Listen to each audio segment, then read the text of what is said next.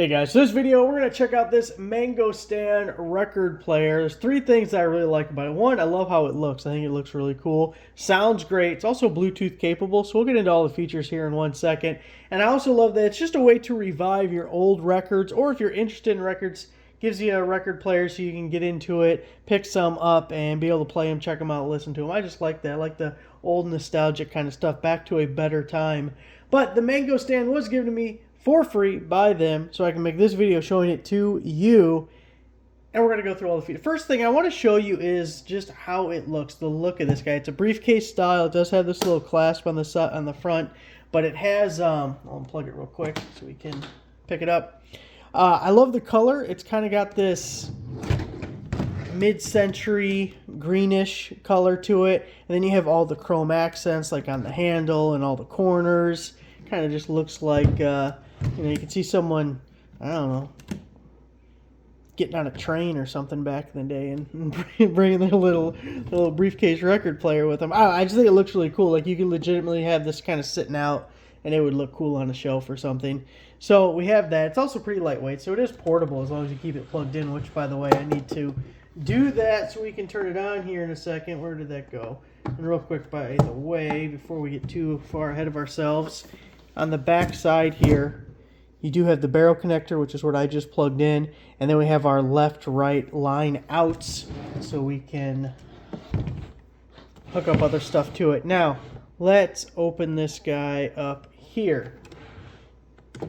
Also, before I forget, it is Bluetooth capable. It works as a Bluetooth speaker. I was just jamming out with it a second ago, just giving it a test, making sure everything worked and everything. And make sure everything works and everything. That was good. That was a good way to say that. I like my vocabulary right now. I'm doing amazing.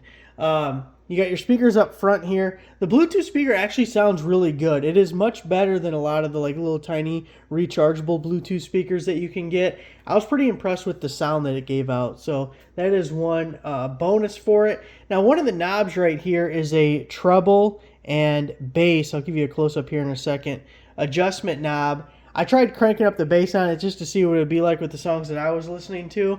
It's not great bass, but I feel like all Bluetooth speakers, it's really hard to find something with a really good bass to it. So don't have too high hopes for that, but you can control the bass and treble with that knob there. It'll play all three of your speeds or sizes of records, your 33s, your 45s, your 78s. It does have the little adapter just tucked away right here.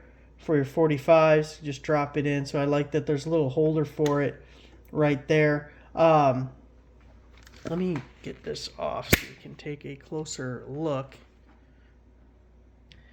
So on the right side here, I wonder if I can. Let me just play around while we're there. We go. That helped. So that's our on-off knob. It also is a volume control. You can see the light comes on. Now, it's flashing because it wants a Bluetooth connection.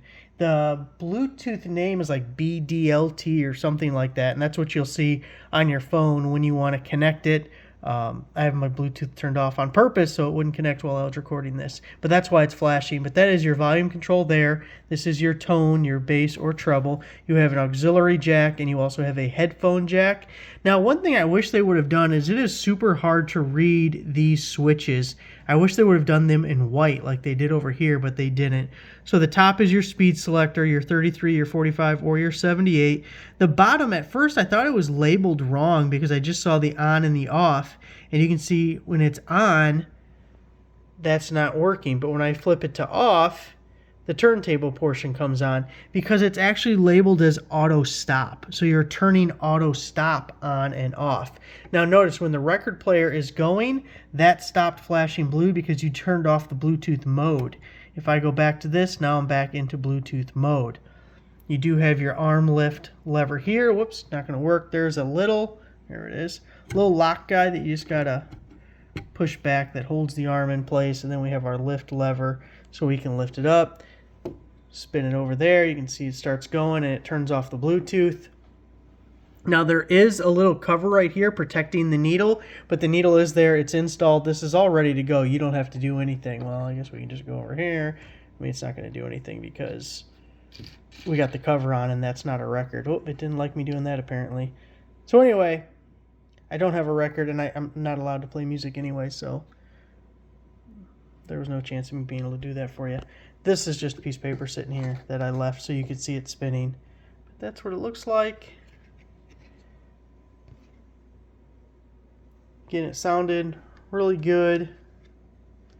I was actually a little bit impressed with the speakers. Again, not great bass, but just the volume was really good. Clarity was really good.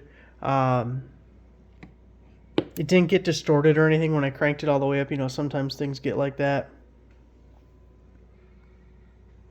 But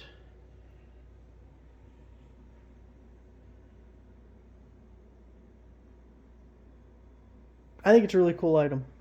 I like that it's both Bluetooth and old school, and I like that it looks old. It looks period correct for a record player. How's that?